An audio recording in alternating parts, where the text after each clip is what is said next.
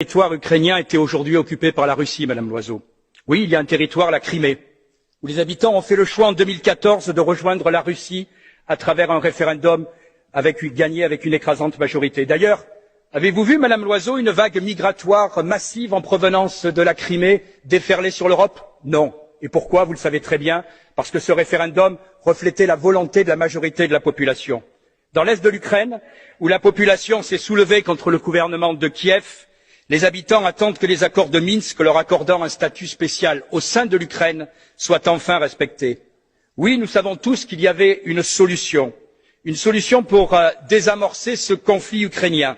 Cette solution était l'application pure et simple des accords de Minsk négociés par Mme Merkel et M. Hollande. Malheureusement, ils sont toujours restés lettre morte. Chacun sait que le gouvernement ukrainien et la Rada n'avaient pas l'intention de les appliquer et logiquement, la Russie n'a pas montré plus d'empressement, elle aussi, à les appliquer. Par exemple, le gouvernement ukrainien n'a pas fait toujours le moindre geste pour tenir ses promesses dans le Donbass, à savoir la mise en place d'un statut garantissant plus d'autonomie. Aujourd'hui, pire, l'Ukraine reprend les accents les plus belliqueux contre les Russes. Faut-il vous rappeler que certains soutiens du gouvernement ukrainien ont les mains pleines de sang, le sang des dizaines de victimes de l'incendie de la maison des syndicats d'Odessa en mai 2014 passé sous silence, le sang des personnes battues à mort par les milices nostalgiques de M. Bandera, sympathisant nazi notoire.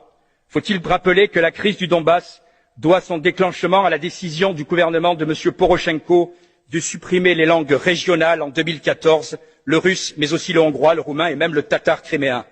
Aujourd'hui, 13 000 Ukrainiens, quelles que soient leurs idées, ont perdu la vie dans ce conflit. L'Union européenne doit cesser de se voiler la face en Ukraine.